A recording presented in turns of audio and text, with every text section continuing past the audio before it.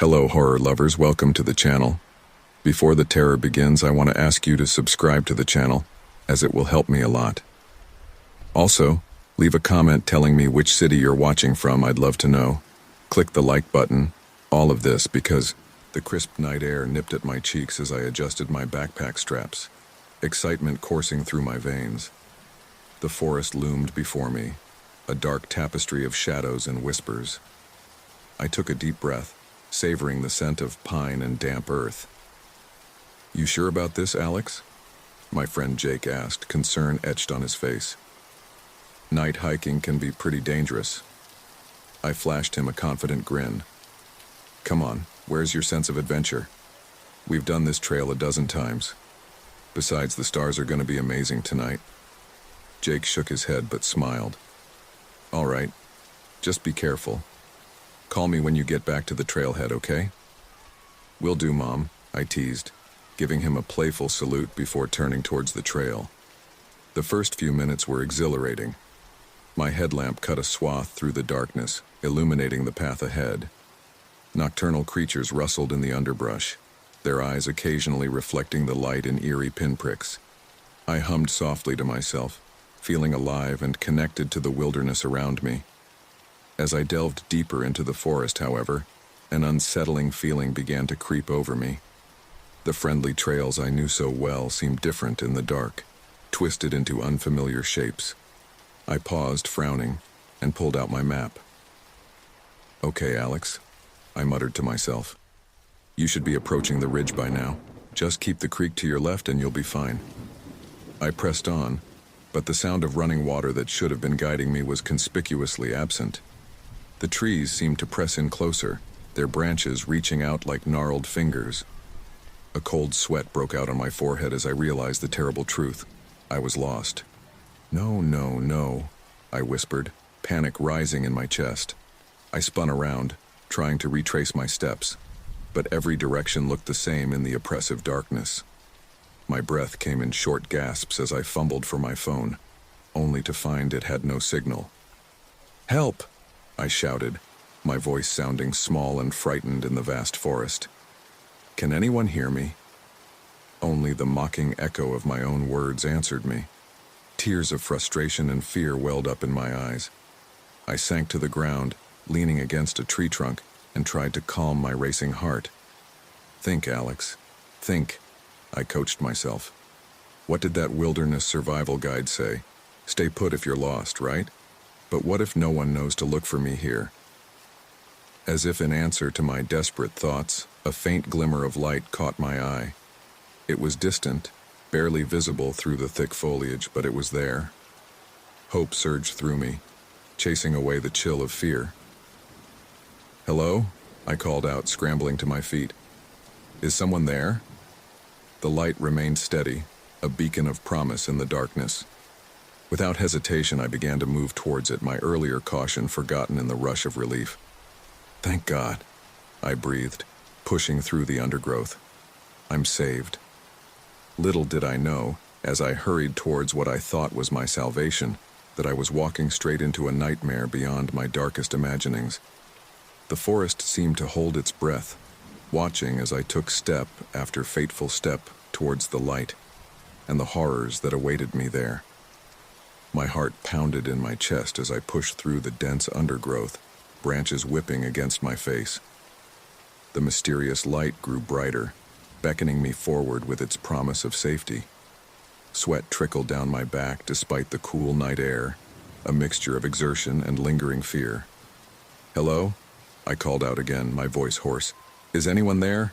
I need help." Only the rustle of leaves answered me. Still, I pressed on, drawn inexorably towards the light like a moth to a flame. The forest floor became uneven, forcing me to watch my footing carefully. "Almost there," I muttered to myself, trying to quell the unease growing in the pit of my stomach. Something felt off, but I couldn't put my finger on what. Suddenly, a twig snapped loudly behind me. I whirled around, my headlamp beam cutting through the darkness. "Who's there?" I demanded, trying to keep the tremor out of my voice. Silence, then a low chuckle that sent chills down my spine. Before I could react, my foot caught on something.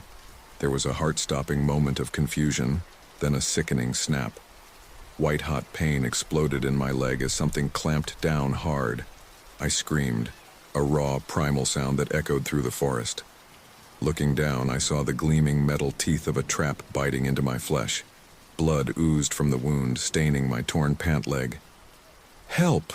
I cried out, tears streaming down my face. "Someone, please help me." Rough laughter answered my pleas.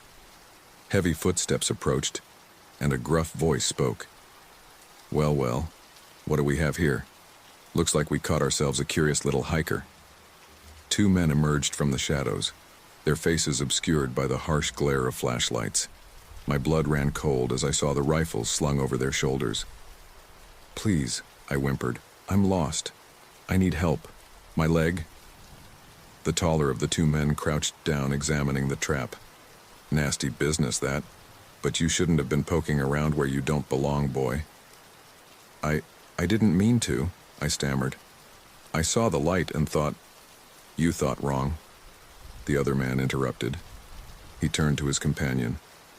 "What do we do with him, Bert? Can't leave him here to blab." Bert stood up, towering over me. "Guess we'll have to take him with us. Boss'll know what to do." Terror seized me as I realized the full extent of my situation. These weren't rescuers. They were the very danger I'd been trying to escape. "No, please," I begged. "Just let me go. I won't tell anyone, I swear." Bert laughed mirthlessly. "Sorry, kid. Can't take that chance." I tried to scramble away, dragging my injured leg, but it was useless. Bert grabbed me roughly, his calloused hands digging into my arms. "No, let me go," I shouted, struggling with all my might. "Help! Somebody help me!"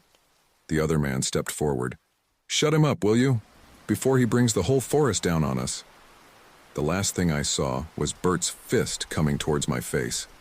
Pain exploded in my head, and the world spun. As consciousness slipped away, one terrible thought echoed in my mind. No one knew where I was. No one was coming to save me. Darkness engulfed me, dragging me down into a nightmare from which I feared I might never wake. Consciousness returned slowly, painfully. My head throbbed, and the metallic taste of blood filled my mouth. I blinked, trying to focus in the dim light. Gradually, the blurry shapes around me solidified into a nightmarish reality.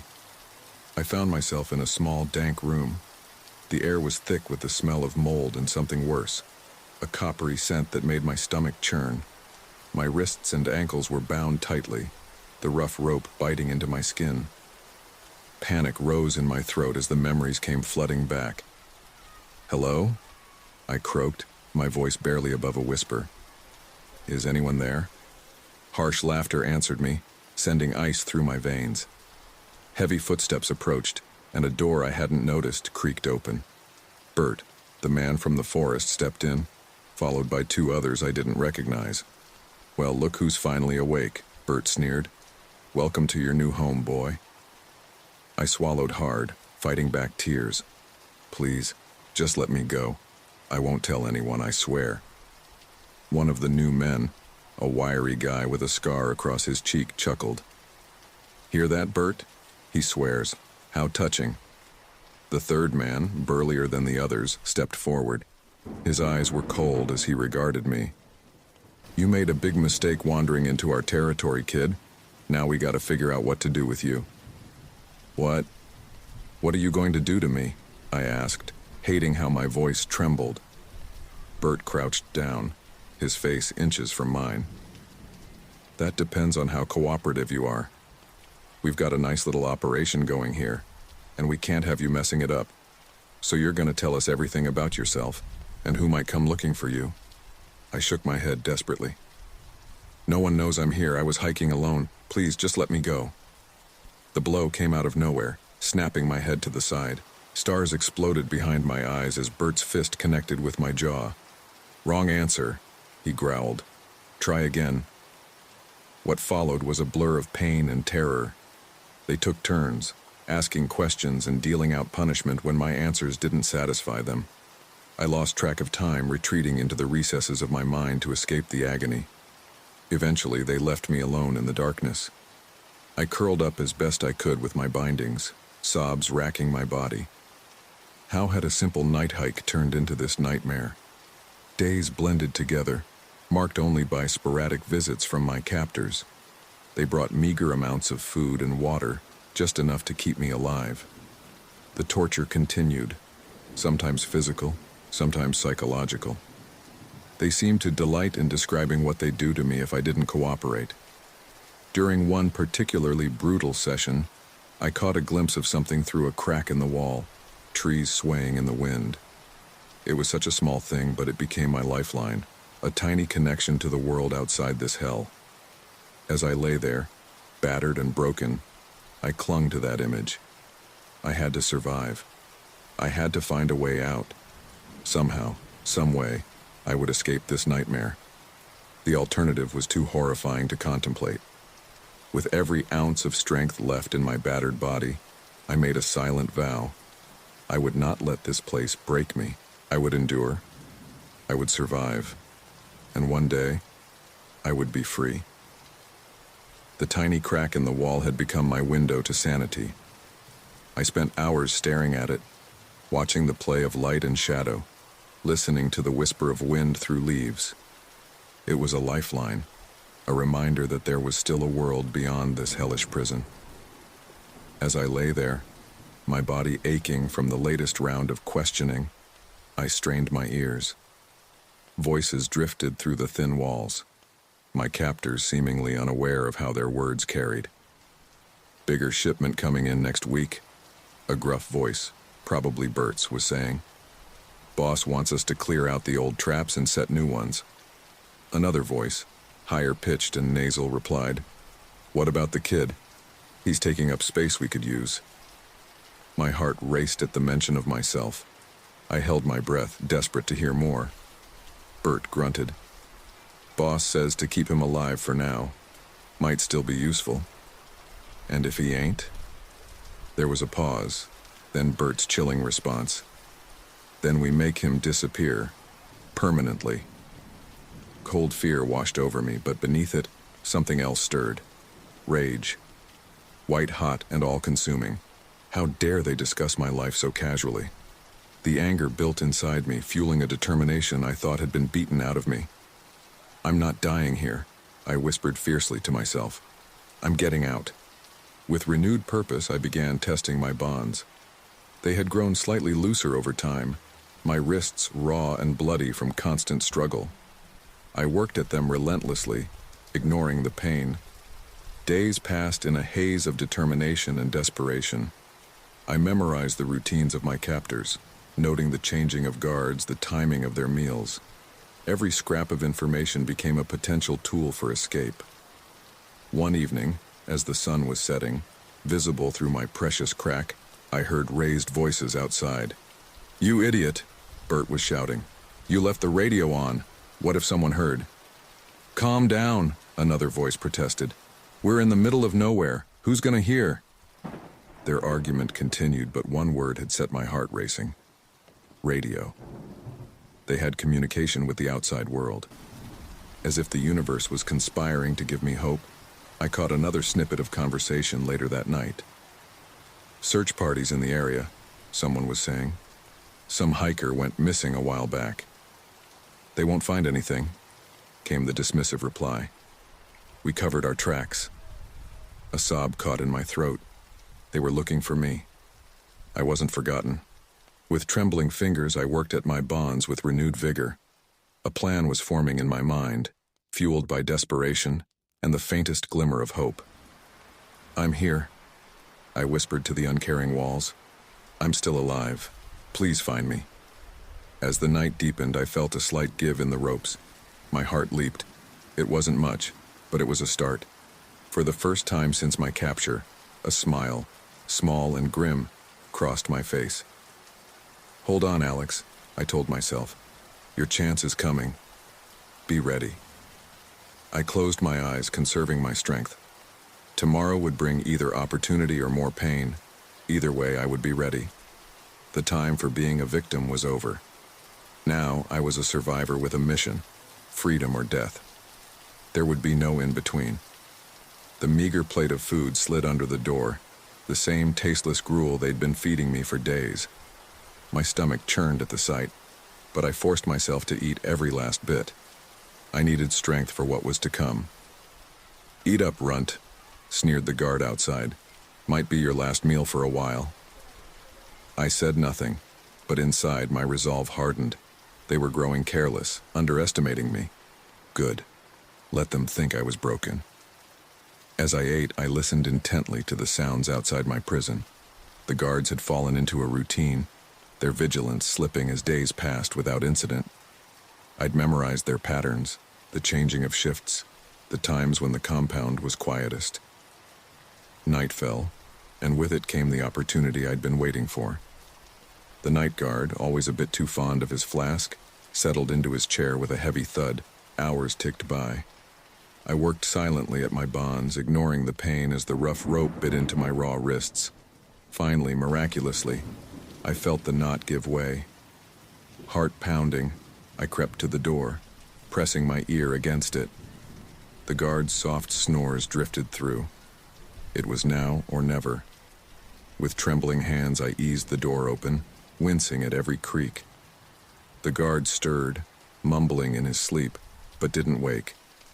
I slipped past him, my legs weak from disuse but propelled by desperation. I'd made it halfway down the hall when a voice froze me in my tracks. "Hey, what are you doing out here?" I turned slowly, facing a startled-looking man I didn't recognize. New recruit, maybe. For a moment, we stared at each other in shocked silence. Then, survival instinct kicked in. I lunged forward, catching him off guard.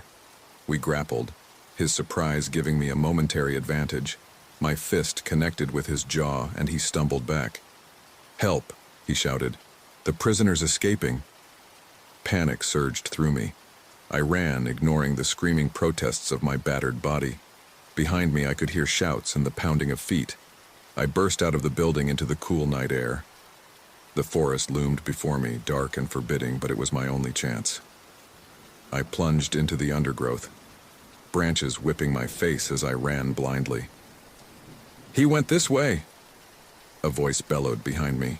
"Don't let him get away." I ran until my lungs burned, until every step was agony. But the sounds of pursuit grew fainter. They didn't know these woods like I did, even in the dark. Just as I thought I might collapse, I spotted something that made my heart leap. A familiar trail marker. I was close to the main hiking path. With a final burst of energy, I staggered onto the trail. In the distance, I could see lights, the ranger station at the trailhead. "Help!" I screamed, my voice hoarse and desperate. "Please, help me!" The lights grew brighter. I heard shouts, saw figures running towards me. Then my legs gave out and I crumpled to the ground. Strong arms lifted me. Concerned voices swirled around me, but I couldn't make out the words. As consciousness slipped away, one thought echoed in my mind. I was free. I had escaped. The nightmare was over, but as darkness claimed me, I knew the journey to recovery was just beginning. The rhythmic beeping of hospital machines slowly filtered through the fog in my mind. I blinked, my vision blurry, struggling to focus on my surroundings. White walls, the smell of antiseptic, and a gentle voice calling my name. "Alex? Alex, can you hear me?" I turned my head slightly, wincing at the pain that shot through my neck. A nurse stood beside my bed, her face etched with concern. "Water," I croaked, my throat feeling like sandpaper. She held a cup to my lips and I sipped gratefully. As the cool liquid soothed my parched throat, memories came flooding back. The forest, the captivity, the escape. I began to tremble uncontrollably. "It's okay, Alex," the nurse soothed. "You're safe now. You're in the hospital." I nodded weakly, tears stinging my eyes. How long?" "You've been here for 3 days," she explained gently. "Your parents are outside. Would you like to see them?" Parents. The word hit me like a physical blow. How long had it been since I'd seen them? Did they know what happened? I nodded, unable to form words. Moments later, My mom and dad rushed in. Their faces were pale, eyes red-rimmed from crying. Mom reached out, her hand hovering over mine as if afraid to touch me. "Oh, Alex," she whispered, her voice breaking. "My baby boy." Dad stood at the foot of the bed, his usual stoic demeanor crumbling as he looked at me. "Son, we thought we'd lost you." The dam broke. I started sobbing, all the fear and pain of the past weeks pouring out. They embraced me gently, mindful of my injuries, their own tears falling freely. As my sobs subsided, a knock at the door interrupted our reunion. A stern-faced man in a police uniform entered, followed by a woman in a suit. "Alex," the woman said softly. "I'm Detective Sarah Reeves. This is Officer Johnson. We need to ask you some questions about what happened. Are you up for that?" I hesitated, looking at my parents. Mom squeezed my hand encouragingly. "We'll be right here with you, sweetie." Taking a deep breath, I nodded. "Okay." What followed was a grueling recounting of my ordeal. I described the initial capture, the days of captivity, the overheard conversations about illegal hunting operations. With each word, I relived the terror, but I forced myself to continue. These men needed to be caught. "You've been incredibly brave, Alex," Detective Reeves said when I finished. "The information you've provided is invaluable. We've already started operations to locate the compound." Officer Johnson added, "Your escape has blown open a major illegal hunting and trafficking ring. You should be proud, son." Pride was the last thing I felt. Exhausted and emotionally drained, I sank back into the pillows. "When can I go home?" I asked, my voice small. The detective and officer exchanged glances. "Soon," Reeves assured me. "We'll need to take your official statement, but that can wait until you're stronger." As they left, promising to return later, I turned to my parents. The reality of everything I'd been through, everything I'd lost, crashed over me. "Mom, Dad," I whispered, fresh tears welling up. "I don't know if I can ever feel safe again." Dad's hand on my shoulder tightened slightly. "We're here, Alex. Whatever you need, however long it takes. We'll get through this together." As exhaustion pulled me back toward sleep, I clung to their presence, to the promise of safety and healing. The nightmare was over, but the journey to reclaim my life was just beginning. The sun was setting as I stepped out of the hospital, its warm rays a stark contrast to the chill that had settled in my bones. My parents hovered nearby, their worried glances a constant reminder of how much had changed. "Are you sure you're ready for this, honey?" Mom asked, her hand gently touching my arm. I nodded, forcing a smile that felt more like a grimace. "I need to do this, Mom. I can't hide forever." Dad cleared his throat, his voice gruff with emotion. "We're right here with you, son, every step of the way." As we walked to the car, my eyes darted around, scanning for threats.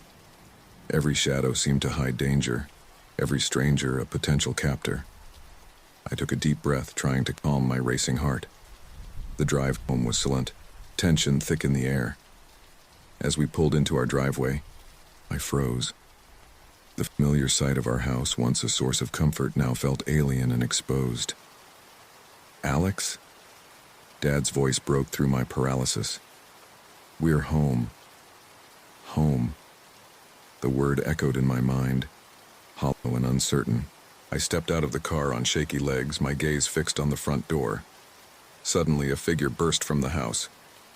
"Alex!" I flinched instinctively, my body tensing for a fight. But it was just my little sister Sarah running towards me with tears in her eyes.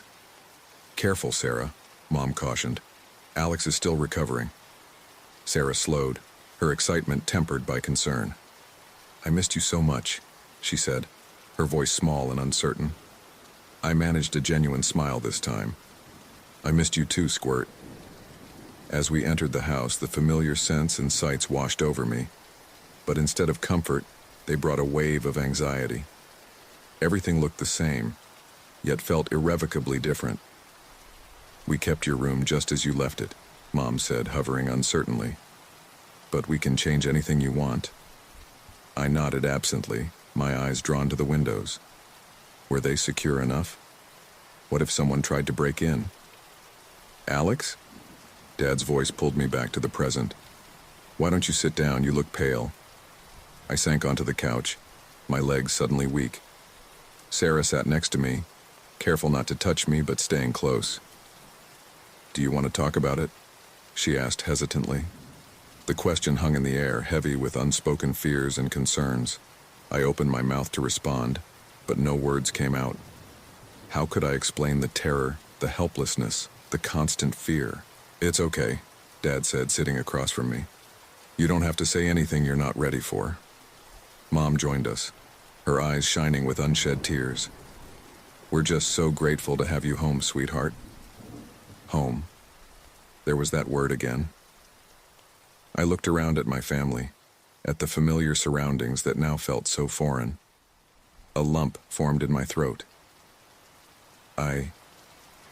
I don't know if I can do this, I whispered, voicing the fear that had been gnawing at me since the hospital.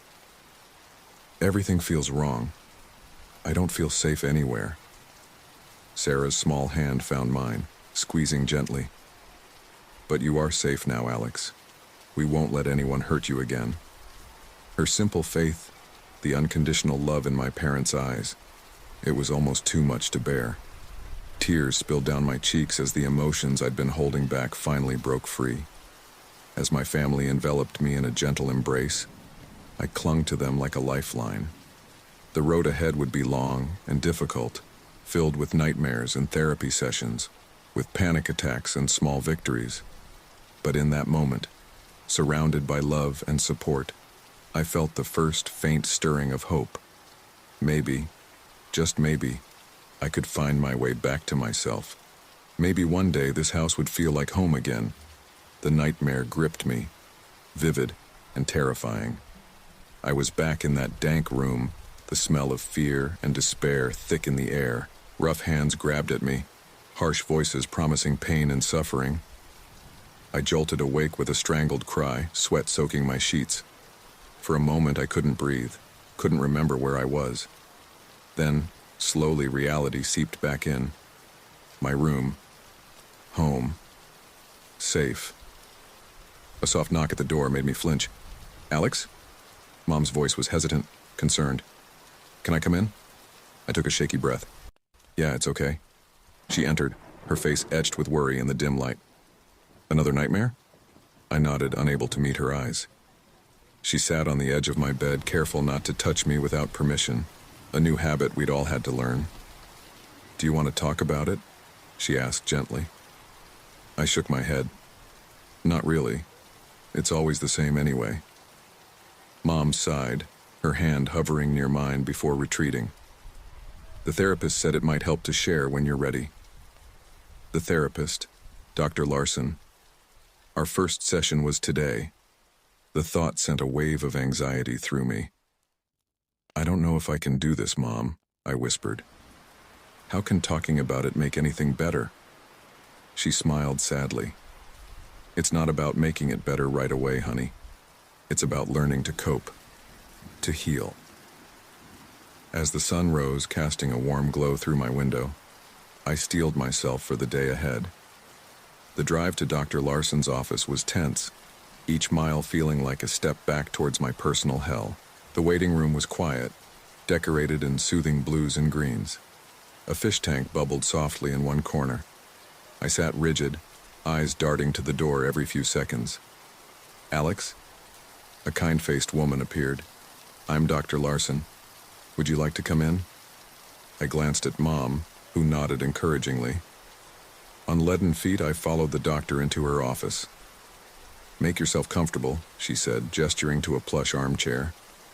Would you like some water?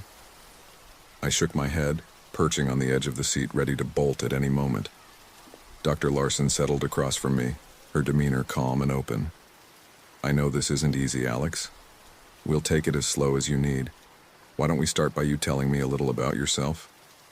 I swallowed hard.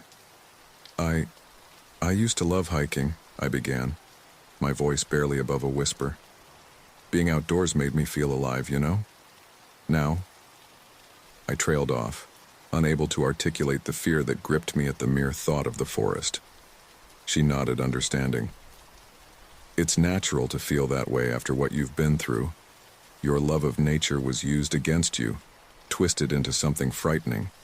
But with time and work, we can help you reclaim that part of yourself. As the session progressed, I found myself opening up more than I expected. Dr. Larson listened without judgment, offering gentle guidance when I faltered. By the end, I felt drained but somehow lighter, as if sharing the burden had lessened its weight, even if just a little. You did really well today, Alex, Dr. Larson said as our time came to a close. Healing is a journey, not a destination. We'll take it one step at a time. As I left her office, I caught sight of my reflection in a mirror.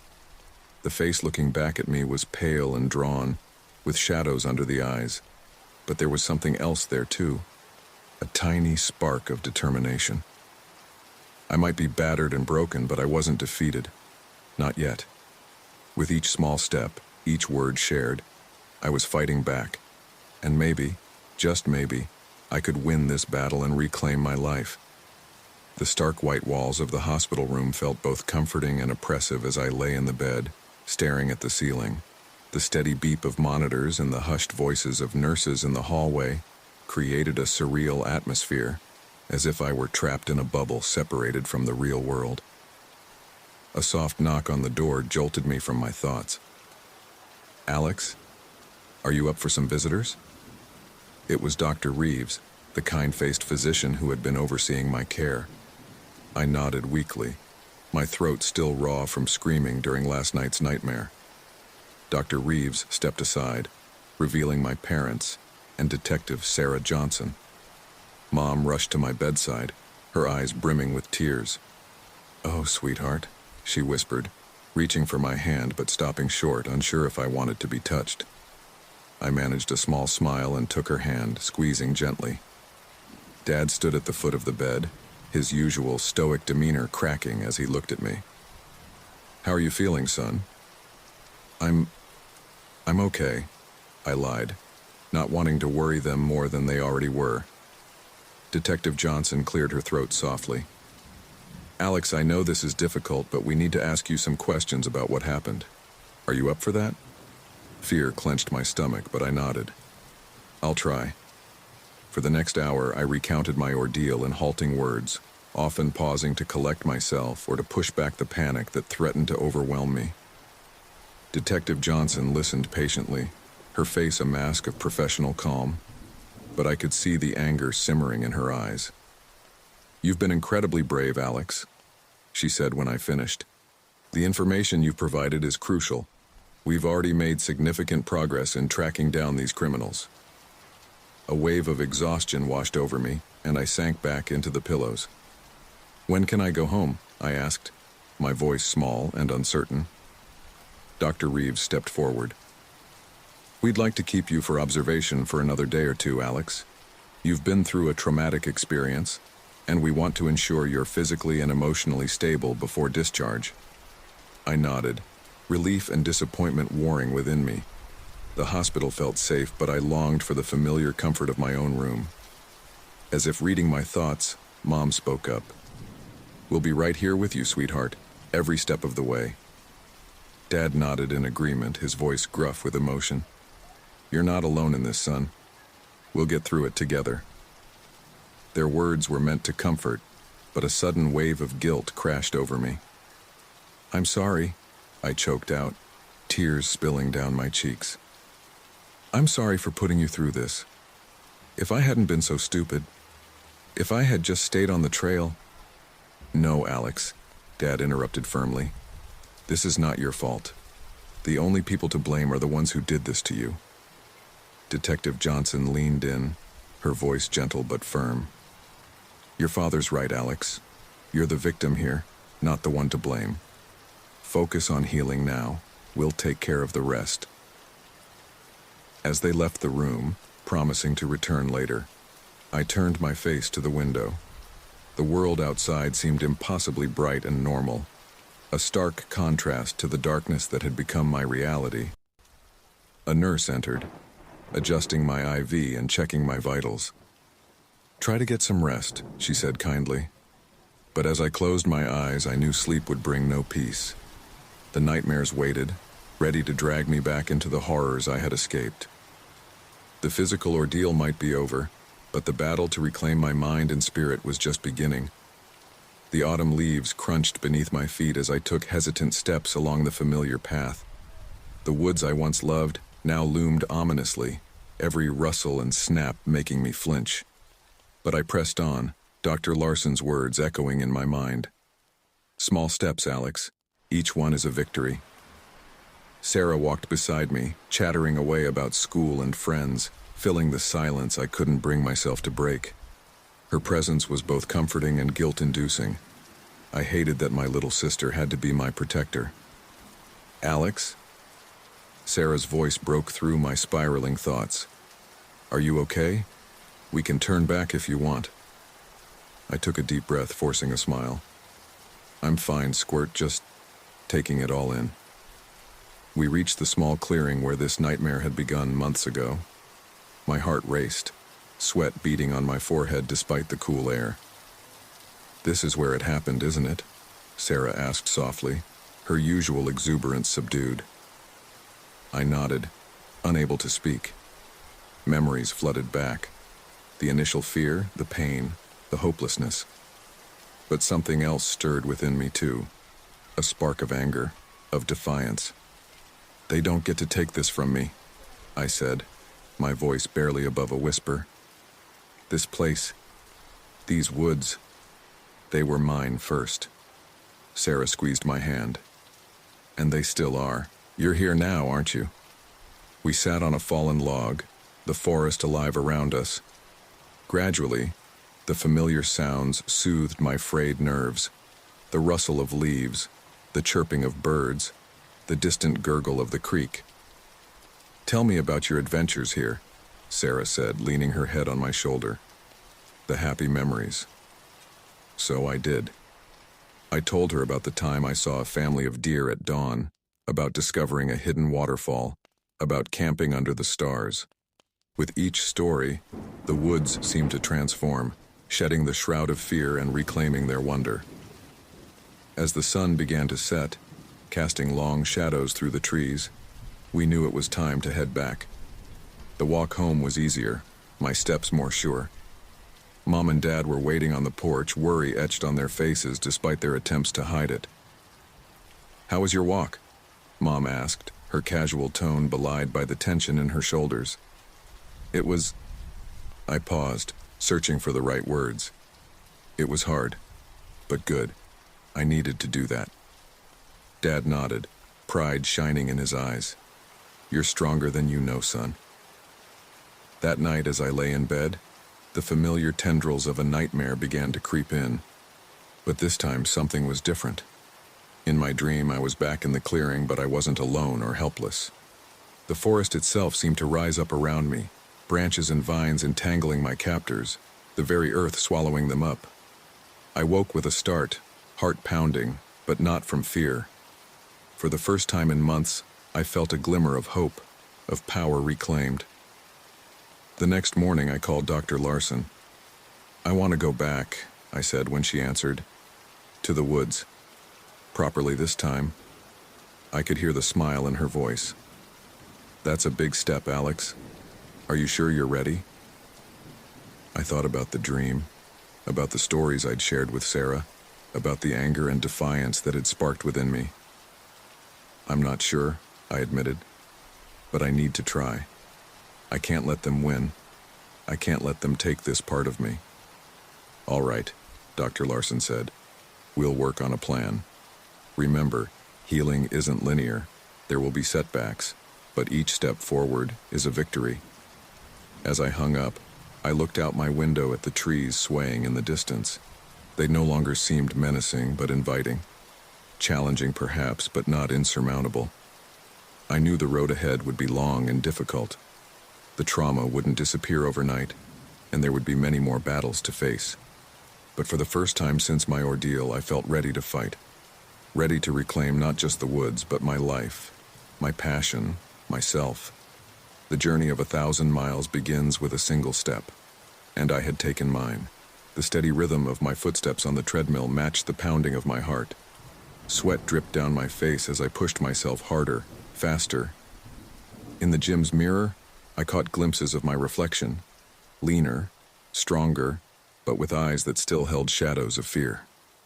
"Great job, Alex," my physical therapist Jake called out. "You're making incredible progress." I nodded, too breathless to respond. As I slowed to a walk, Jake approached with a towel and water bottle. "How are you feeling?" he asked, studying my face. I took a long drink before answering. "Tired, but good. It feels empowering, I guess." Jake smiled. "That's exactly what we're aiming for. Physical strength can help build mental resilience." As we moved to the weight station, I caught sight of a group of guys my age entering the gym. They were laughing, carefree, and for a moment, envy and bitterness washed over me. Jake must have noticed my change in demeanor. "What's going on in that head of yours?" I sighed, picking up a dumbbell. I see them, and I wonder if I'll ever feel that normal again. That unburdened. Jake nodded thoughtfully. "Normal is relative, Alex. You've been through something most people can't even imagine, but that doesn't mean you can't find your own version of normal." As we finished the session, Jake handed me a flyer. "There's a support group for survivors of trauma starting next week. I think it could be really beneficial for you." I stared at the paper, anxiety churning in my stomach. "I don't know. Talking to strangers about this." "Just think about it," Jake said gently. "Sometimes sharing with people who truly understand can be incredibly healing." That evening, I sat at the dinner table, pushing food around my plate as Mom and Dad exchanged worried glances. "How is therapy today, honey?" Mom asked, her voice carefully casual. I shrugged. "Fine. Jake thinks I should join a support group." Dad perked up at this. "That sounds like a great idea. What do you think?" "I'm not sure," I admitted. The idea of talking about everything with strangers, it's terrifying. But maybe that's exactly why you should do it. Sarah chimed in, surprising us all with her insight. Face the fear, right? Isn't that what Dr. Larson always says? I couldn't help but smile at my little sister's wisdom. "When did you get so smart, Squirt?" Later that night, I found myself staring at the support group flyer again. With trembling hands, I picked up my phone and dialed the number. "Hello, Healing Heart Support Group, how can I help you?" A warm voice answered. I'm calling about the trauma survivors group," I said, my voice barely above a whisper. "Of course. Can I get your name?" I took a deep breath. "Alex. My name is Alex." "Welcome, Alex. We're glad you reached out. The first step is often the hardest." As I hung up, a mix of fear and determination swirled within me. I thought about the gym, about pushing my physical limits. Maybe it was time to push my emotional limits too. I walked to my window, looking out at the night sky. The moon hung low and full, casting a soft glow over the world. For a moment, I remembered nights spent camping under that same moon, feeling invincible and free. "I'm still here," I whispered to the silent room. "I survived, and I'm going to keep surviving." The road ahead was still long and uncertain, but for the first time in months, I felt a flicker of excitement for the future. I was taking control, step by step, word by word. As I crawled into bed, the nightmare that had become my constant companion seemed a little less potent. Tonight, at least, I would face my dreams with a new sense of purpose. Tomorrow would bring new challenges, new fears to confront, but it would also bring new opportunities to reclaim pieces of myself, and I was finally ready to seize them. The church basement was dimly lit, folding chairs arranged in a circle. I hesitated at the doorway, my heart racing. The urge to turn and run was almost overwhelming. "First time?" A gentle voice startled me. A woman with kind eyes and graying hair stood nearby, holding a styrofoam cup of coffee. I nodded, unable to find my voice. She smiled warmly. "I'm Margaret. Why don't you come in and grab a seat? No pressure to talk if you're not ready." Swallowing hard, I stepped into the room. The chatter died down as heads turned towards me. I felt exposed, vulnerable. A man in his 40s stood up. "Welcome, everyone. Let's get started. We have a new member joining us today. Would you like to introduce yourself?" All eyes were on me. I took a deep breath. "I'm Alex," I managed, my voice barely audible. I was kidnapped 6 months ago." A murmur of sympathy rippled through the group. The man nodded. "Thank you for sharing that, Alex. You're very brave for being here." As others began to share their stories, I found myself relaxing slightly. Their experiences were different from mine, but the pain, the fear, the struggle to reclaim their lives, it all resonated deeply. A young woman named Jess was speaking. "Some days I still can't leave my apartment. The world feels too big, too dangerous." I found myself nodding, understanding all too well. Before I realized what I was doing, I heard my own voice. "The woods," I said, drawing everyone's attention. "They used to be my sanctuary. Now they're my prison." Margaret leaned forward. "How so, Alex?" Words poured out of me, surprising in their intensity. "I loved hiking, camping. Being in nature made me feel alive. But now, every shadow holds a threat. Every sound is a potential attacker. They took that from me. They took my peace." Tears stung my eyes, but for once I didn't try to hold them back. "I'm trying to reclaim it. I've been going on short walks with my sister. But it's so hard." A man named Tom spoke up. "It's okay for it to be hard, Alex. What matters is that you're trying. That's incredibly courageous." As the meeting wound down, people mingled, chatting over coffee and cookies. I stood awkwardly, unsure whether to leave or stay. Jess approached me, a tentative smile on her face. "Hey, I just wanted to say, I get it about feeling trapped. If you ever want to talk or maybe go for a walk together sometime." I hesitated, then nodded. "Yeah, that might be nice." As I left the church, the night air felt different somehow. The darkness was still there, but it didn't seem as oppressive. Stars peeked through the clouds, reminding me of nights spent stargazing in the wilderness. My phone buzzed, a text from Mom asking how it went. I typed back, "It was hard, but good. I'm glad I went." Walking home, I found myself taking deeper breaths, noticing the rustle of leaves in the breeze, the distant hoot of an owl. The forest that bordered our neighborhood still loomed ominously, but there was a shift in my perception. It wasn't just a place of fear anymore. It was a challenge, a goal to work towards. I paused at the edge of our yard, looking out at the trees. "I'm coming back," I whispered, more to myself than to the silent forest. "Not today. Maybe not tomorrow, but I'm coming back." For the first time in months, it felt like a promise I might actually be able to keep. The road to healing was long and winding, but I had taken another step forward. And for tonight, that was enough.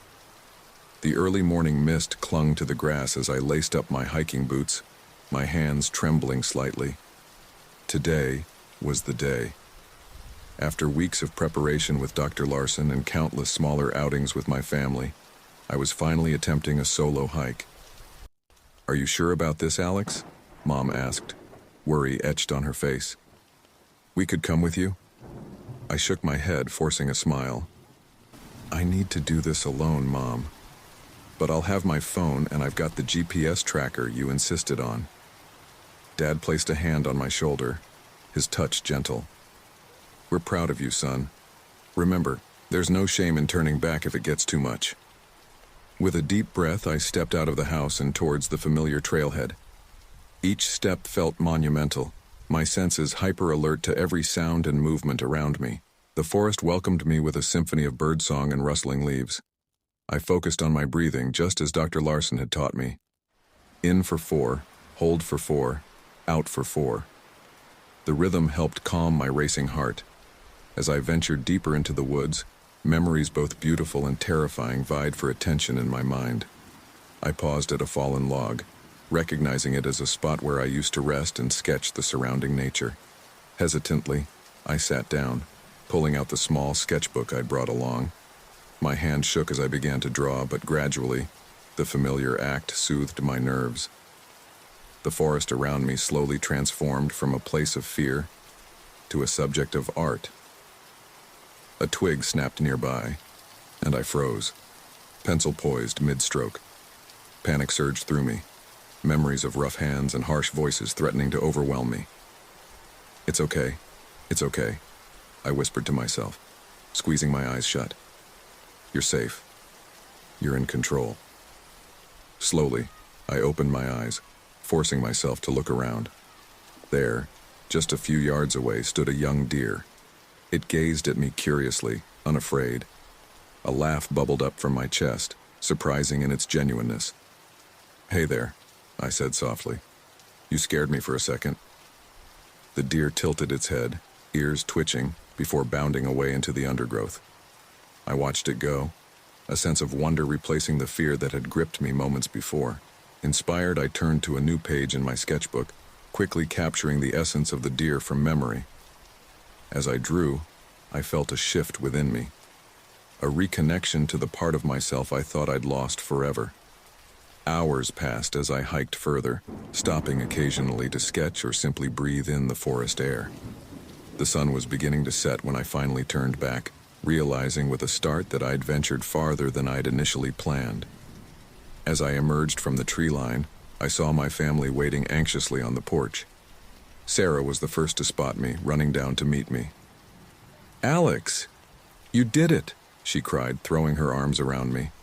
I hugged her back, surprising myself with the strength of my embrace. "Yeah, Squirt. I guess I did."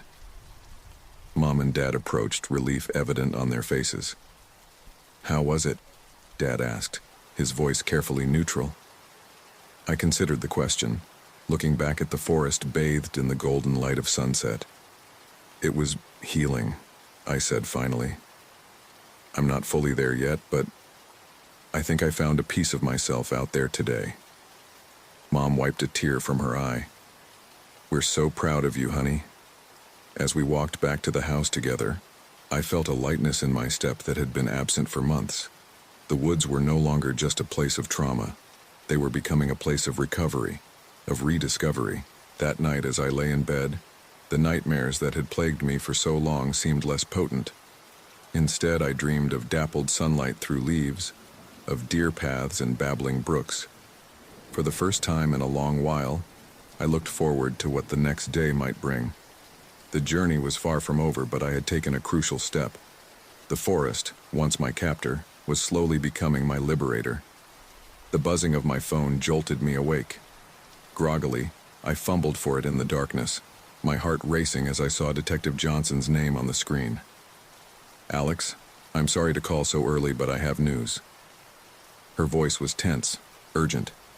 "We've made an arrest. We need you to come down to the station for a lineup." My world tilted on its axis. After months of waiting, hoping, and fearing, it was finally happening. Yes, of course, I'll be there." As I got dressed, my hands shook so badly I could barely button my shirt. Mom appeared in the doorway, concern etched on her face. "Honey? What's going on?" I took a deep breath. "They caught one of them, Mom. They want me to identify him." The drive to the police station was a blur. Dad's knuckles were white on the steering wheel, and Mom kept reaching back to squeeze my hand. The familiar nausea of anxiety churned in my stomach, but underneath it was something else. A spark of determination, of anger. Detective Johnson met us at the entrance, her face grim but hopeful. "Alex, I know this is difficult, but you're doing the right thing. Remember, you're safe here." She led me to a small room with a large one-way mirror. On the other side stood a line of men, all similar in build and coloring. My breath caught in my throat as my eyes landed on the third man from the left. "Number 3, I whispered, my voice barely audible. "It's him. I'm sure of it." Detective Johnson nodded, making a note. "Take your time, Alex. Are you absolutely certain?" I closed my eyes, memories flooding back. The rough hands, the cruel laughter, the terror. But this time, the memories didn't paralyze me. They fueled me. "I'm certain," I said, my voice stronger now. "That's the man who took me." As we left the room, I saw my parents waiting anxiously. Mom rushed to hug me, and for once I didn't flinch at the contact. "You did it, son," Dad said, his voice gruff with emotion. "You faced him." Detective Johnson approached, her face serious but with a glimmer of triumph in her eyes. "Alex, your identification is crucial evidence. We'll need you to testify in court. Do you think you can do that?" The thought of facing my captor again, of reliving the nightmare in front of a courtroom full of strangers, sent a chill down my spine. But I thought of my solo hike, of the strength I'd found in the woods I once feared. "Yes," I said, surprising myself with the firmness of my voice. "I'll testify. I want to make sure he can't hurt anyone else." As we left the station, the world seemed different somehow. The sun was brighter, the air fresher. For the first time in months, I felt truly alive. "Are you okay?" Mom asked as we got into the car. I thought about it for a moment. I don't know if okay is the right word, but I feel stronger, like I'm taking back control. Dad nodded, pride shining in his eyes. "You are, Alex. Every step of the way." As we drove home, I found myself thinking not of the terror I'd endured, but of the future stretching out before me. There would be challenges ahead, the trial, ongoing therapy, rebuilding my life. But for the first time, those challenges didn't seem insurmountable. I was a survivor, not a victim, and I was ready to reclaim my story. The courtroom was hushed as I took the stand, my footsteps echoing in the cavernous space. I could feel the weight of countless eyes upon me, but I kept my gaze fixed ahead, refusing to look at the defendant's table. "Please state your name for the record," the prosecutor said, her voice gentle but firm. "Alexander James Thompson," I replied, surprised by the steadiness in my voice. As she began her questioning, I felt myself transported back to that fateful day. The words poured out of me, detailing the terror, the pain, the hopelessness I had endured. But with each sentence, I felt a little stronger, a little more in control. "And can you identify the man who did this to you?" the prosecutor asked. I took a deep breath and finally allowed myself to look at the defendant. Our eyes met, and for a moment, I was that scared, helpless boy again. But then something shifted. I saw fear in his eyes. He was the one who was trapped now. "Yes," I said, my voice ringing clear through the courtroom. "That's him, the man sitting right there." The defense attorney's cross-examination was brutal. He tried to poke holes in my story, to paint me as confused or mistaken. But I held firm, drawing strength from the months of therapy, from the support of my family, from the peace I'd found in reclaiming the woods. "No further questions, Your Honor," the defense attorney finally said, frustration evident in his voice. As I stepped down from the witness stand, I caught sight of my family in the gallery. Mom was wiping away tears, while Dad nodded at me, his face filled with pride. Sarah gave me a thumbs up, her usual exuberance tempered by the solemnity of the occasion. The rest of the trial passed in a blur. Finally, after what felt like an eternity, the jury returned with their verdict. We, the jury, find the defendant guilty on all counts. A collective gasp rippled through the courtroom. I sat frozen, unable to process the words at first. It was over. We had won. Outside the courthouse, reporters clamored for a statement. Detective Johnson shielded us from their questions as we made our way to the car. "You did it, Alex," she said, squeezing my shoulder. "Your courage made this possible." That evening, as we sat around the dinner table, an unfamiliar lightness filled the air. For the first time in over a year, we laughed freely, the shadow of fear finally lifting. "I'm so proud of you, honey," Mom said, her eyes shining. "You've come so far." Dad raised his glass in a toast. "To Alex, the bravest person I know." As the others clinked their glasses, I felt a lump form in my throat. "I couldn't have done it without all of you," I said. "You never gave up on me, even when I'd given up on myself." Sarah grinned at me. "Does this mean we can go camping again? For real this time?" The question hung in the air, laden with meaning. I thought about the woods, once my sanctuary, then my prison, and now something new. A challenge, perhaps, but also an opportunity. "You know what?" I said, surprising myself. "I think I'd like that." Later that night, I stood at my window, looking out at the trees silhouetted against the starry sky. The nightmare wasn't over. I knew there would still be tough days ahead, moments when the trauma would resurface. But I also knew I had the strength to face those moments. I was no longer defined by what had happened to me. I was defined by how I had survived, how I had fought back, how I had reclaimed my life. As I turned away from the window, I caught sight of my reflection.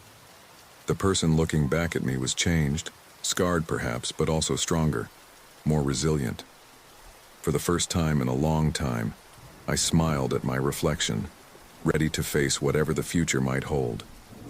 The campfire crackled, casting a warm glow on the faces gathered around it. The woods were alive with nighttime sounds, the hoot of an owl, the rustle of leaves in the gentle breeze. I took a deep breath, inhaling the scent of pine and wood smoke. "You okay, Alex?"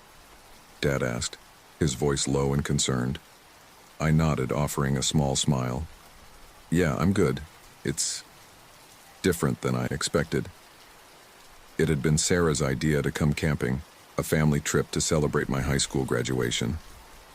At first, the thought had filled me with dread, but as we set up camp and settled in, I found myself relaxing, rediscovering the peace I used to find in nature. Mom passed around skewers loaded with marshmallows. "Who's ready for s'mores?"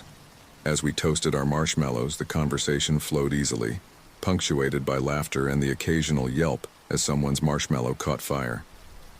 "So, college in the fall," Sarah said, licking melted chocolate from her fingers. "Are you excited?" I considered the question, staring into the flames. Excited and nervous. It's a big change. "You'll do great, son," Dad said, his voice full of confidence. "You've overcome so much already." A comfortable silence fell over the group, broken only by the pop and crackle of the fire. As I looked around at my family, I felt a surge of gratitude for their unwavering support throughout my recovery. "I want to thank you all," I said suddenly, my voice thick with emotion. "For everything. For believing in me, for pushing me when I needed it, for giving me space when I needed that too." Mom reached out, squeezing my hand.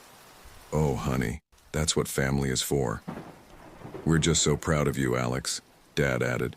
"The strength you've shown, the resilience. You're an inspiration."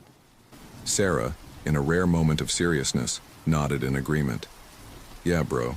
You're kind of my hero, you know?" Overwhelmed, I stood up abruptly. "I'm going to take a little walk," I said. "Clear my head a bit." "Are you sure?" Mom asked, concern evident in her voice. I nodded, feeling a surge of determination. "Yeah, I need to do this. I won't go far." Grabbing a flashlight, I headed down the trail that led away from our campsite. The beam of light cut through the darkness, illuminating the path ahead. As I walked, I focused on my breathing, on the feeling of the earth beneath my feet. A twig snapped nearby and I felt my heart rate spike. But instead of giving in to the fear, I forced myself to stop and listen. After a moment, a deer emerged from the underbrush, regarding me with curious eyes before bounding away. I chuckled softly, remembering a similar encounter during my first solo hike after the kidnapping. How far I'd come since then. Reaching a small clearing, I turned off the flashlight and looked up. The sky was a tapestry of stars, breathtakingly beautiful in its vastness. I sat down on a fallen log, allowing the peace of the moment to wash over me. For so long, the woods had been a source of fear, a reminder of the worst moment of my life. But sitting there, under the starry sky, I felt something shift inside me. The forest was reclaiming its place in my heart, not as a site of trauma, but as a place of healing and renewal. As I made my way back to the campsite, I felt lighter, more at peace than I had in years.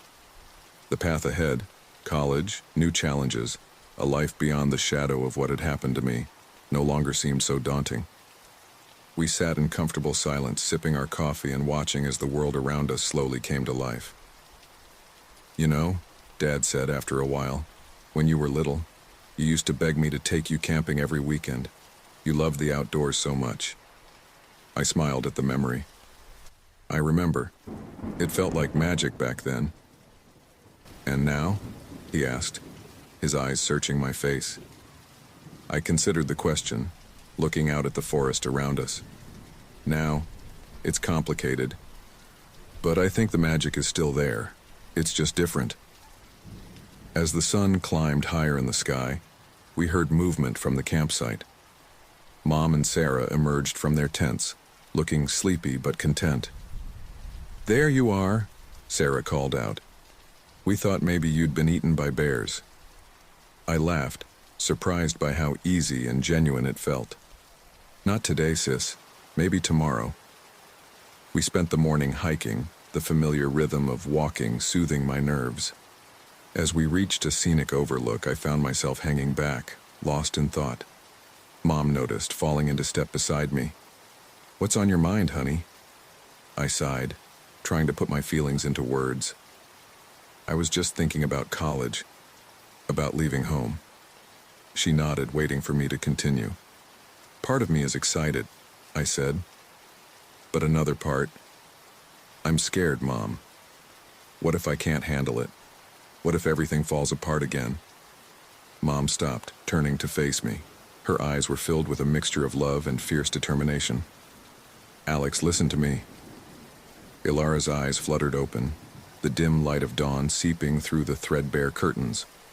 For a moment she lay still, trying to piece together the fragments of her memory. The events of the past few days came rushing back like a tidal wave, threatening to overwhelm her. She sat up abruptly, her heart pounding.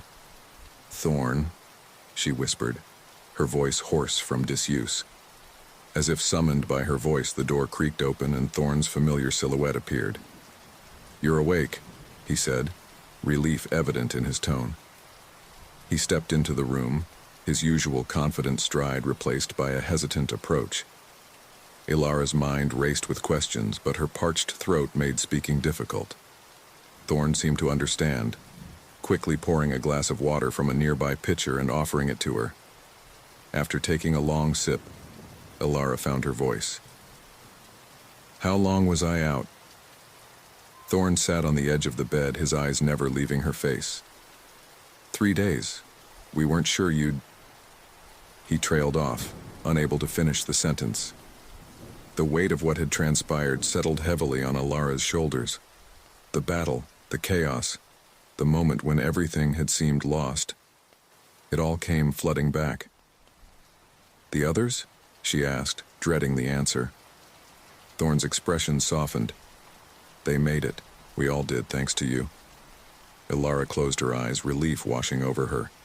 When she opened them again, she found Thorn staring at her with an intensity that made her breath catch.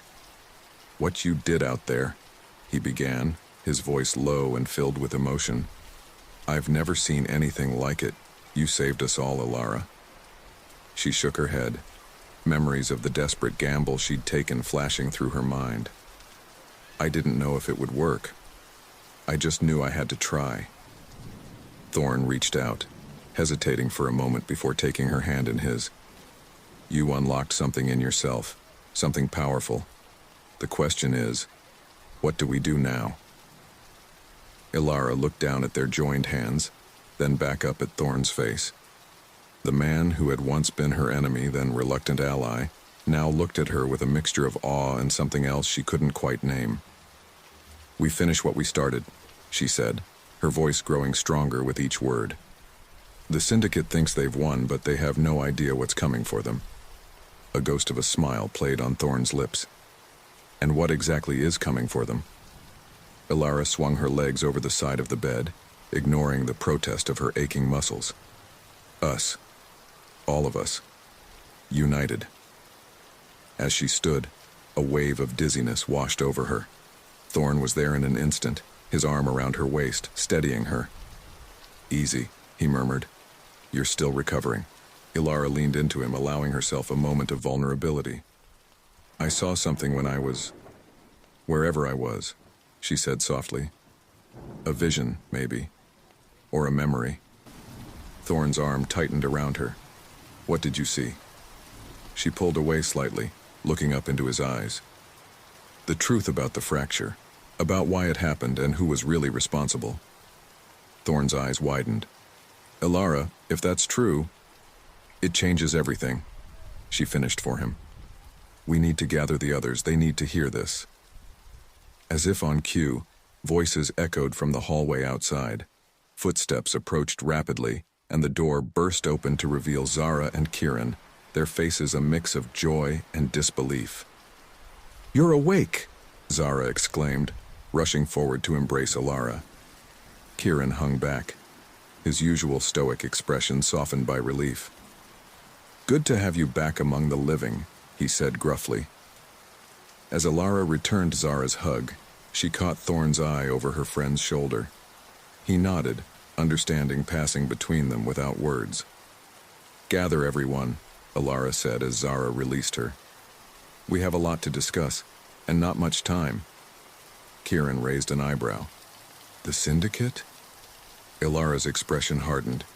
"They're making their move, but this time, we'll be ready for them." As Zara and Kieran left to summon the others, Ilara turned back to Thorn. He looked at her questioningly, sensing there was more she wanted to say. "What is it?" he asked softly. Ilara took a deep breath. "What I saw, it involves you too, Thorn. Your past, your family. It's all connected." For a moment, Thorn's carefully constructed facade cracked, revealing a glimpse of the pain and uncertainty beneath. Then, just as quickly, it was gone, replaced by determination. "Whatever it is," he said, his. Sarah's footsteps echoed through the abandoned warehouse as she cautiously made her way deeper into the shadows. The musty smell of decay and rusted metal filled her nostrils, a stark reminder of how long this place had been left to rot. Her hand tightened around the cold steel of her pistol, her only protection against whatever or whoever might be lurking in the darkness. "Jack?" she called out, her voice barely above a whisper. "Are you here?" No response came, save for the distant drip of water from a leaky pipe. Sarah pressed on, her heart pounding in her chest. She knew coming here alone was a risk, but after everything they'd been through, she couldn't abandon her partner now. As she rounded a corner, a flicker of movement caught her eye. Sarah raised her gun, her finger hovering over the trigger. "Show yourself," she demanded, her voice steadier than she felt. "Easy there, Tiger," a familiar voice drawled from the shadows. "It's just me." Relief washed over Sarah as Jack stepped into view, his trademark smirk firmly in place despite the bruises marring his face. "Jesus, Jack," she breathed, lowering her weapon. "I thought you were dead." Jack shrugged, wincing slightly at the movement.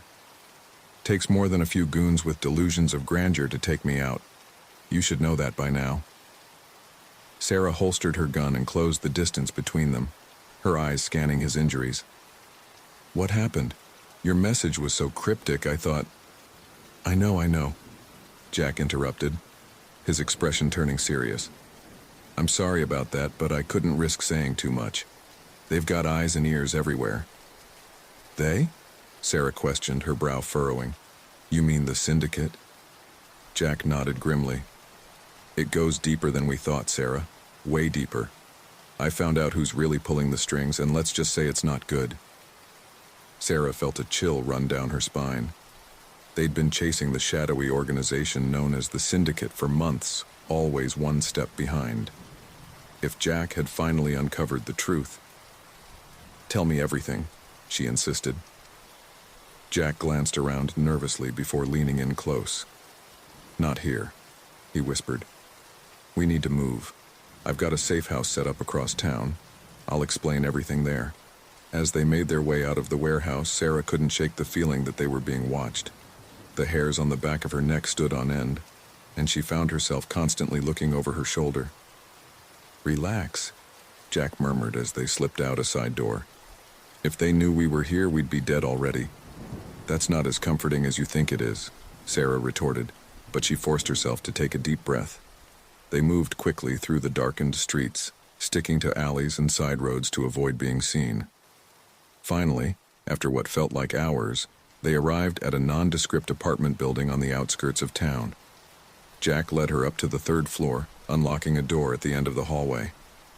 As soon as they were inside, Sarah watched as he methodically checked every room, gun drawn. Only when he was satisfied did he return to the living room, where Sarah waited impatiently. "All right," she said, crossing her arms. "No more secrets. What's going on, Jack?" Jack sank into a worn armchair, suddenly looking much older than his years. "You might want to sit down for this," he warned. Sarah remained standing, her jaw set stubbornly. "I'm fine, just tell me." Jack sighed, running a hand through his disheveled hair. "The Syndicate. It's not just some criminal organization. It's government-sanctioned. Hell, it practically is the government at this point." Sarah felt the blood drain from her face. "What are you talking about?" "I'm talking about corruption at the highest levels," Jack explained, his voice low and intense. "Senators, judges, even the goddamn Attorney General. They're all in on it, Sarah. The drug trade, human trafficking, weapons deals, the Syndicate's tendrils reach into every dark corner of this country, and our so-called leaders are the ones feeding the beast." Sarah shook her head, struggling to process the information. That's impossible. How could they hide something like that?" "Money," Jack said simply. "Lots and lots of money, and anyone who gets too close to the truth." He trailed off, his meaning clear. Sarah finally sank onto the couch, her mind reeling. "So what do we do now?" she asked, feeling overwhelmed by the magnitude of what they were facing. Jack leaned forward, a determined glint in his eye. "We bring it all crashing down," he declared. "I've got evidence, hard proof of everything. Names, dates, bank transactions, the works. We just need to get it into the right hands." "And whose hands would those be?" Sarah questioned skeptically. "If what you're saying is true, who can we trust?" A wry smile crossed Jack's face. "That's where things get interesting. I've made contact with a group of investigative journalists. They're ready to blow this wide open, but they need our help to connect the final dots." Sarah felt a spark of hope ignite in her chest. "When do we start?" "Right now," Jack replied, getting to his feet. "But I need to know you're all in, Sarah. Once we set this in motion, there's no going back. We'll have targets on our backs for the rest of our lives." Sarah stood as well, meeting Jack's gaze unflinchingly. "I became a cop to protect people and uphold justice," she said firmly. "If the system is this broken, then it needs to be torn down and rebuilt. I'm with you, partner, all the way." Jack nodded, a mixture of pride and relief evident on his face. "Then let's get to work," he said, moving towards a laptop set up on a nearby desk. "We've got a long night ahead of us, but by morning, the world as we know it will never be the same." As they settled in to compile their evidence and craft their exposé, Sarah couldn't help but feel a sense of both trepidation and excitement. They were about to change history, to right countless wrongs and bring the truly guilty to justice. Whatever came next, she knew that this was what she was meant to do. The fight for truth had only just begun.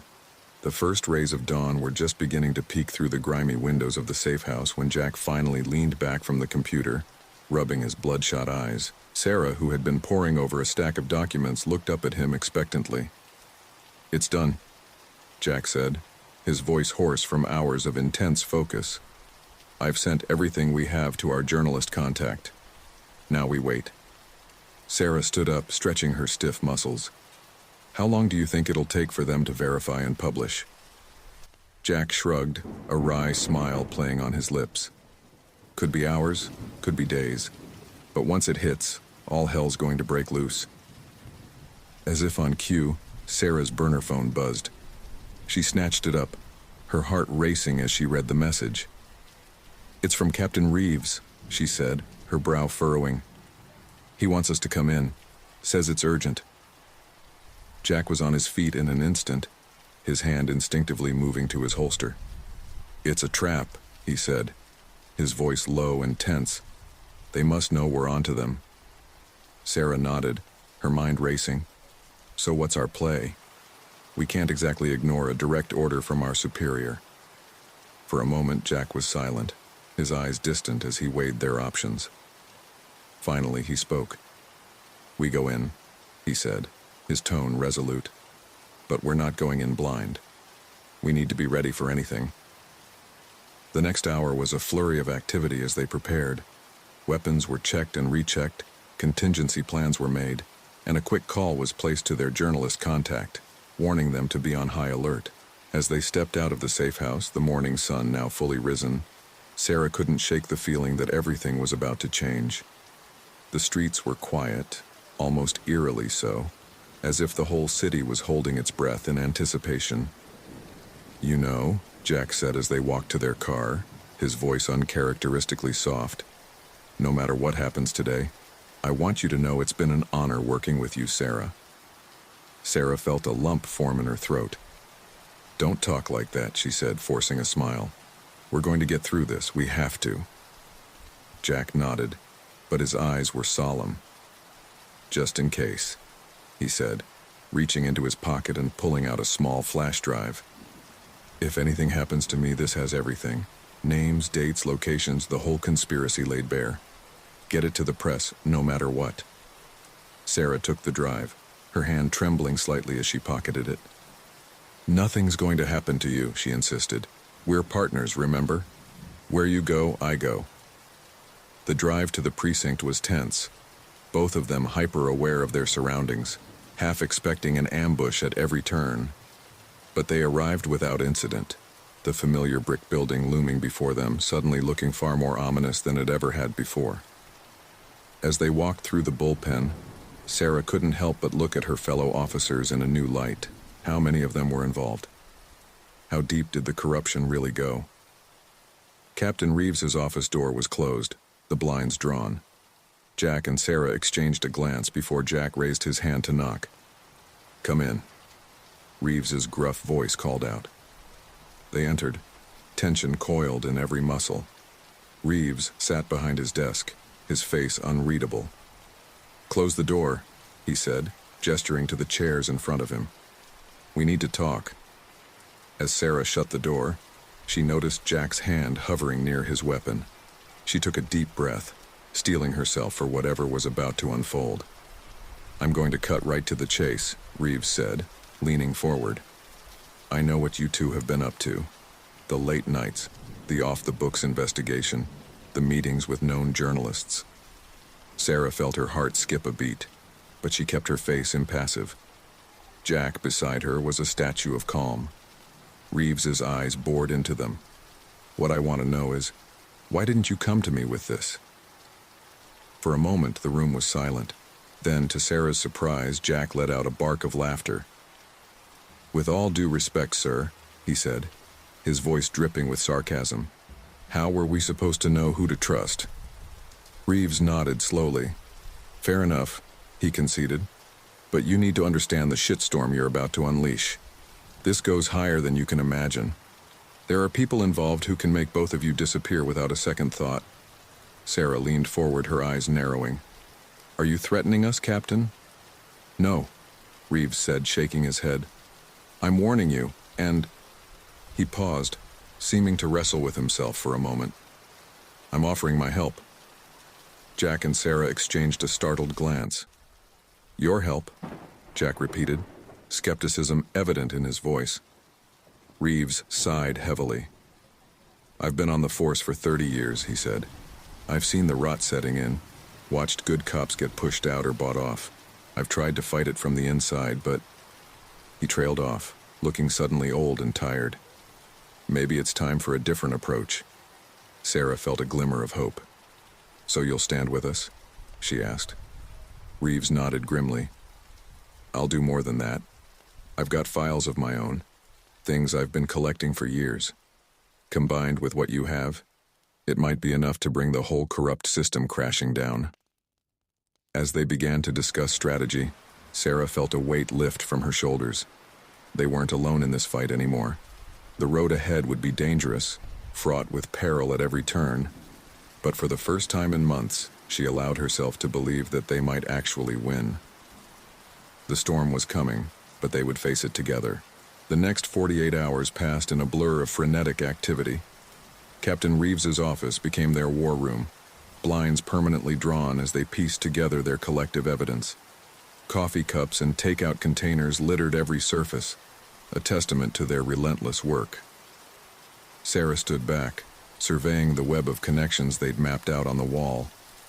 Red strings crisscrossed between photos, documents, and hastily scribbled notes. It was dizzying in its complexity, yet the picture it painted was crystal clear. "It's all here," she murmured, more to herself than anyone else. "Every dirty deal, every cover-up, every murdered whistleblower." Jack looked up from his laptop, dark circles under his eyes. "And it's about to go public. Our journalist friend just sent word. They're publishing everything in exactly 1 hour." Captain Reeves nodded grimly. "Then we better be ready for the fallout. Once this hits, we'll have a very small window to act before they try to shut us down." As if on cue, a commotion erupted in the bullpen outside. Sarah tensed, her hand instinctively moving to her weapon. Jack was on his feet in an instant, moving to the door. "Wait," Reeves cautioned, reaching for his phone. He dialed quickly, speaking in a low, urgent tone. "Johnson, what's going on out there?" Sarah watched as the captain's face darkened. He hung up, turning to them with a grim expression. "It's starting. The FBI just walked in, demanding access to all our files." "Already?" Jack exclaimed. "But the story hasn't even broken yet."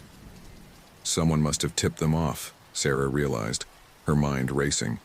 "We need to move now." Reeves nodded, reaching into his desk drawer and pulling out a small, nondescript thumb drive. "This has everything. My files, yours, plus some insurance policies I've been holding on to. Get it out of here and to your journalist contact." Jack reached for the drive, but Sarah intercepted, snatching it up. "I'll go," she said firmly. "You two create a distraction. Buy me some time." For a moment, Jack looked like he wanted to argue, but then understanding dawned in his eyes. "Be careful," he said softly, squeezing her arm. Sarah nodded, slipping the drive into her pocket. "See you on the other side, partner." With that, she slipped out of the office and into the chaos of the bullpen. FBI agents in dark suits were everywhere, barking orders and rifling through desks. Sarah kept her head down, moving purposefully towards the back exit. She was almost there when a voice called out, "Detective, where do you think you're going?" Sarah froze, her heart pounding. Slowly, she turned to face the stern-looking FBI agent who had addressed her. "Just stepping out for a smoke break, sir," she lied smoothly. "Bit stressful in here, you know." The agent's eyes narrowed suspiciously. "I'm afraid I'll have to ask you to remain in the building. We have some questions for all personnel." Sarah opened her mouth to respond when suddenly, a tremendous crash echoed through the precinct.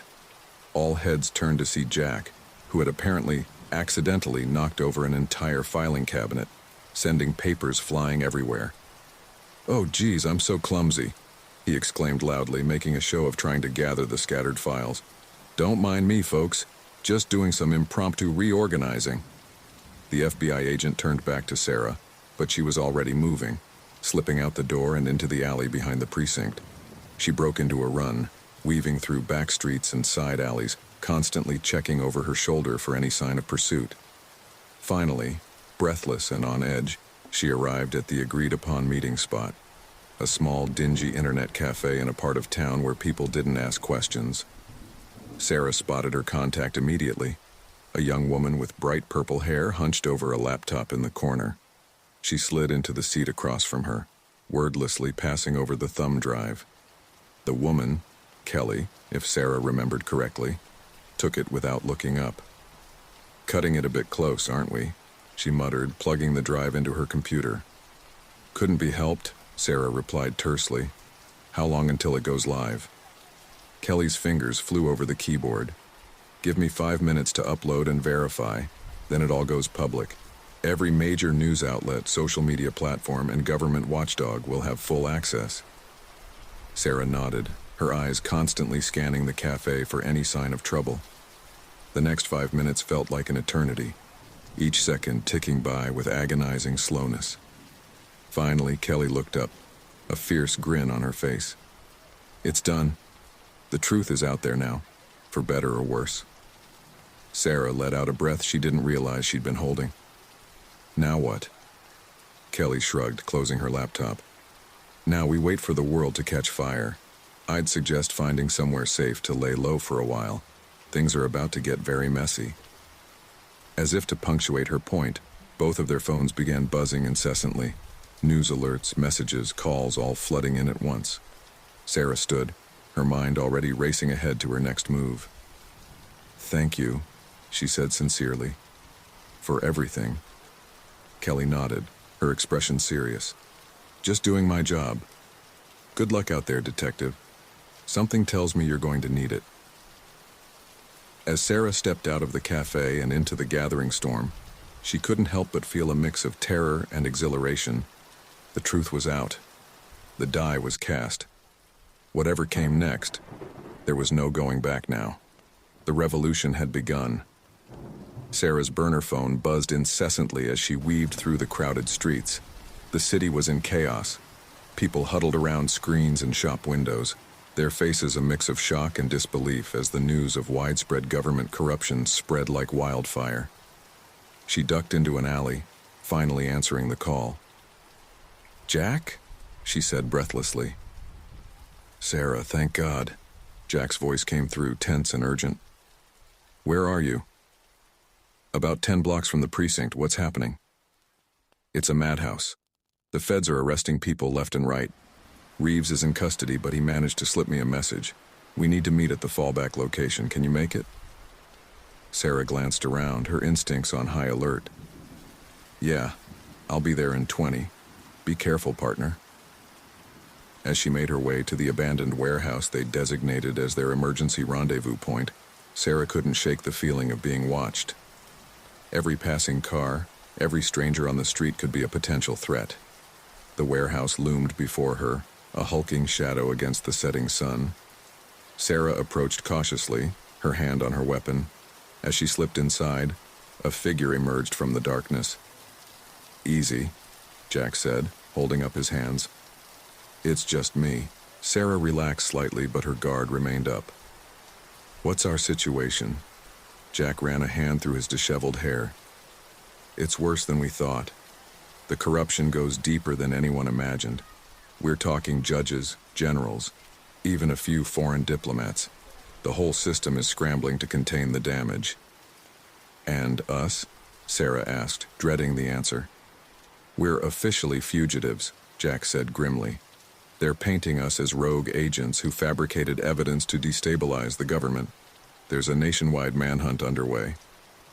Sarah leaned against a rusty support beam, the weight of their situation settling on her shoulders. "So what's our play?" Before Jack could answer, the warehouse door creaked open. Both detectives drew their weapons, aiming at the entrance. "Don't shoot," a familiar voice called out. "It's me, Kelly."